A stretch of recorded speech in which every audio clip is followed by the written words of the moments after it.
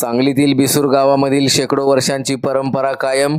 हिंदू मुस्लिम बांधवांकडून गावातील सर्व मंदिरांना पाणी घालण्याची प्रथा. हिंदू मुस्लिम ऐक्याचं प्रतीक.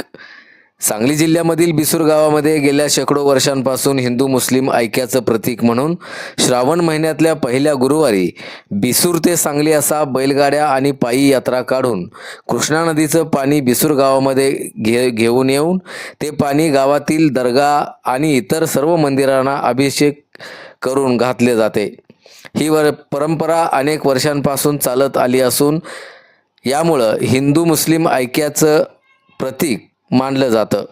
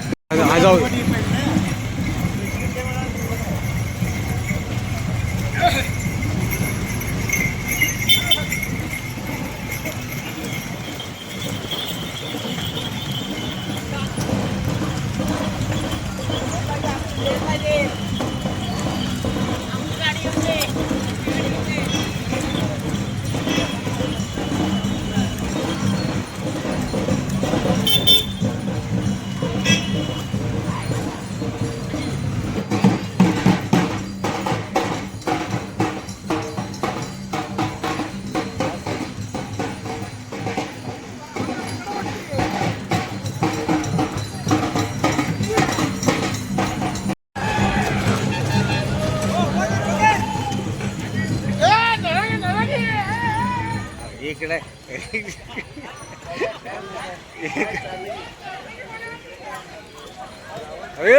कुठं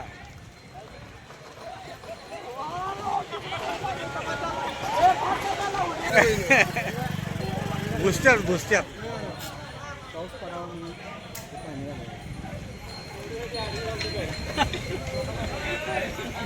श्रावण महिन्याचा पहिला गुरुवार. बिसूरमध्ये पूर्वीपासून परंपरा आहे की श्रावण महिन्यातल्या पहिल्या गुरुवारी दर्ग्यामध्ये व बिसूरच्या पंचक्रोशी जेवढे मंदिर आपले आहेत त्या मंदिरामध्ये सर्व पाणी घालायची प्रथा आहे.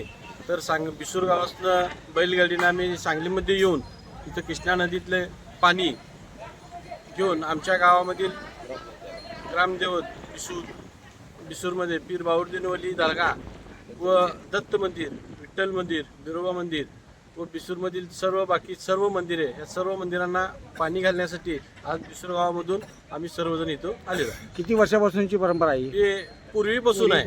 त्यामध्ये हिंदू मुस्लिम सर्व समाज आहे.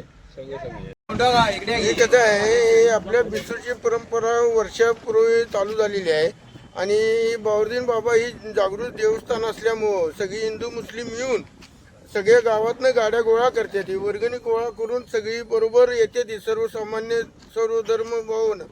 आणि ही प्रत्येक श्रावण महिन्यात गुरुवारी नगारा वाजवत ते गणपत पेठ ते इकडनं येते. ती इथनं कर्नाळ मार्गे तक्क्या पीरमधल्याला जाते. ती पीरमधल्यापासून तक्क्याला दर्ग्यात जाऊन ही सगळं कार्यक्रम होतोय. तुमचा उद्देश काय? उद्देश म्हणजे ही सगळ्यांचे पाणी देवाला घालायचं आणि पाऊस पडावं. महाप्रसाद हा सगळ्यांनी मिळून केलेला असतो. सगळ्यांनी केलेला असते महाप्रसाद. आज सुद्धा आत्ता पण गेला तर तिथे महाप्रसाद चालू आहे. एवढी माणसं येऊन सुद्धा महाप्रसाद चालू आहे.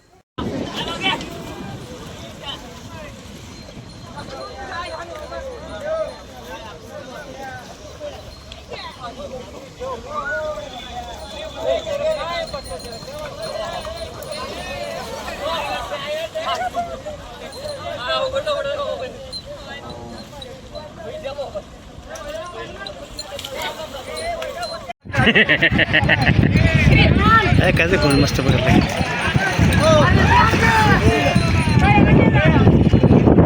स्वर्गीला जाऊ दे, शिडी सुद्धा डुबते ती.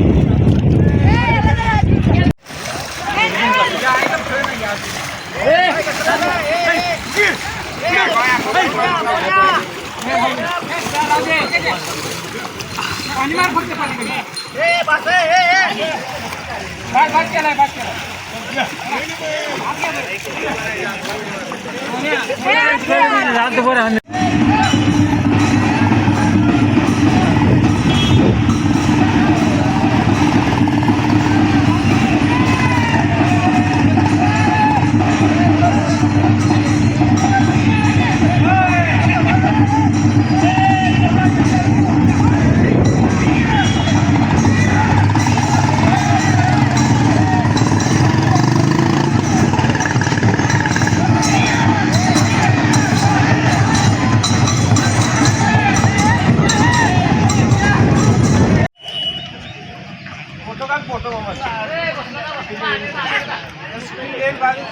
चला